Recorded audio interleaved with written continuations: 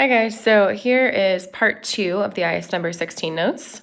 This is titled, Should Rockford Switch to Bottled Water? And it's about type 1 and type 2 errors. Okay, so the Wolverine Worldwide, which is a shoe company in Rockford, Michigan. This is actually a real story. It's based on real events. I can link the article if you're interested. So this company improperly disposed of chemicals, PFAS, which have leaked into the groundwater. So the state's drinking water limit of 70 parts per trillion, or PPT, is considered safe, while anything above 70 PPT is considered dangerous. Officials believe the water in Rockford may be unsafe. They take a random sample of 200 households in Rockford, and they find the average lead level of the sample is 70.5 PPT. Okay, so instantly I'm thinking, oh gosh, 70.5 PPT, that's higher than 70, that's considered dangerous. So let's highlight some of those important parts again. It says that 70 parts per trillion is considered safe, while above 70 parts per trillion is considered dangerous. And the officials believe that Rockford may be unsafe. So they're probably going to start trying to test to see if they have convincing evidence that it's unsafe. Good news is they take a random sample of 200, right? Random samples are always good to be representative of the population. But then they find that average lead level of the sample is 70.5 parts per trillion. So I'd be thinking the sample mean, right, average from the sample is 70.5. And they're going to use that to test a claim about the population mean, mu. Okay, so it says to state appropriate hypotheses for performing a significance test using words and symbols. So one thing that I want to point out as we state these hypotheses, a lot of times students want to use this sample, mean, or proportion, whatever it is, as part of their hypotheses. We never do that, right? The data from the sample is used to test the hypotheses. It is not written into the hypotheses, okay? The hypotheses are based on some guess that we have for something that is already going on in the population. So our hope is that the town is actually safe, right? So our hope is that the mean is actually 70 parts per trillion. That would be kind of the boring part, right? So we're going to say H naught is that mu, the population mean lead level. And again, the null hypothesis is always an equal to one, is equal to the safe level. So 70 parts per trillion. Again, that would be that the water is safe.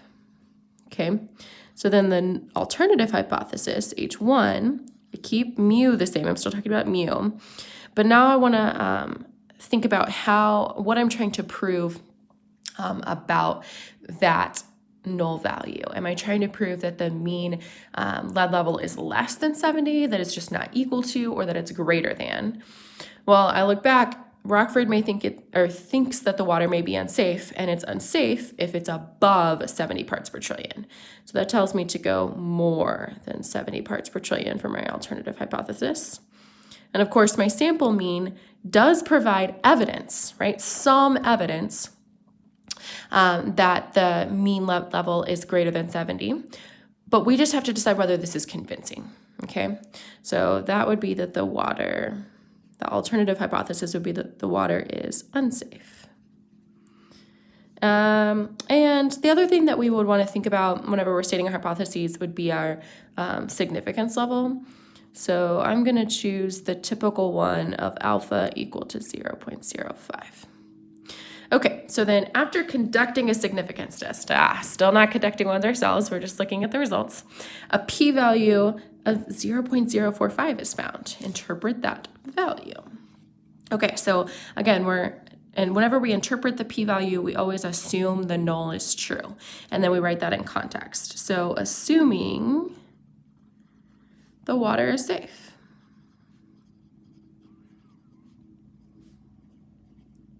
Which, remember, that constitutes mu being 70 parts per trillion.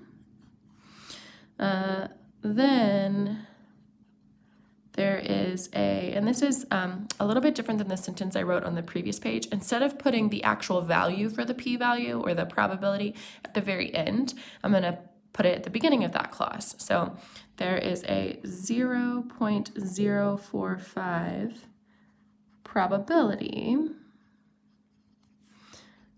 that we get these sample results. So that we get a sample, I'm not going to say result because I'm going to make it specific. It's a sample mean of 70.5 parts per trillion or more extreme. So since 70.5 is higher than our null value, I'm going to say or more. I guess I should have said higher, either is fine. Or, well, I'm going to change it. It sounds better. A sample mean of 70.5 parts per trillion or higher purely by chance, right? This would be assuming that the water really is safe, that the average level really is safe. But this sample that we took just happened to have a higher sample mean. But the probability of that is only 0.045, which says based on this p-value, should Rockford keep the current water or switch to bottled water? So we're going to compare our p-value to the significance level. So since our p-value of 0.045, compare that to 0.05. 0.045 is less than alpha equal to 0.05. So since that is true, that means we would reject the null. We do have convincing evidence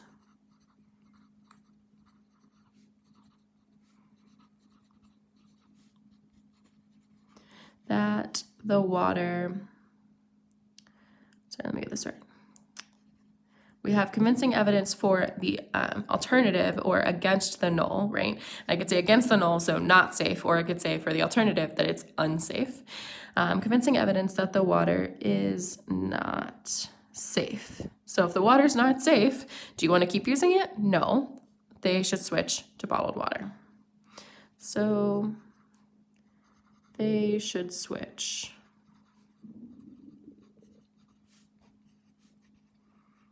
to bottled water. Okay, so then it says, let's suppose this decision is wrong. What would be a consequence of this error? Right, because remember, 0.045 of the time, this does happen by chance. Now that's not very likely, so we're assuming that the most simple case is true, that if it's really unlikely, then the assumption is probably not true. But it's possible that it's just one of those really unlikely cases and we are actually wrong. So let's think about what the consequence would be. Well, they switched to bottled water, and if they were wrong, then they didn't really have to switch to bottled water. The water actually was safe. So they would waste money and resources on bottled water or switching to bottled water when really the water was safe.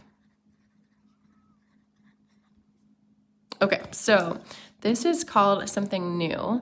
I wish I had a better name that made it more clear what it's referring to, but we call this error a type 1 error. I'm spelling error wrong. Type 1 error. And this is where the null is actually true, but we make a mistake, right? We make an error and we think that the null is not true. Okay, so the water is really safe, but we made the decision that it was not safe and switched to bottled water. That's a type 1 error. Okay, so given the water is safe, how often will this occur is the next question.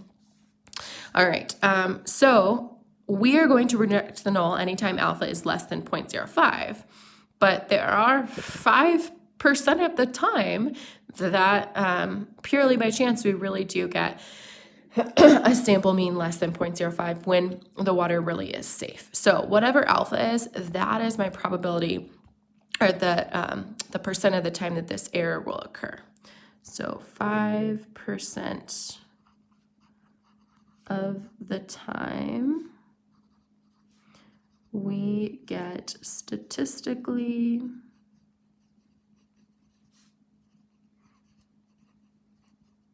significant results purely by chance.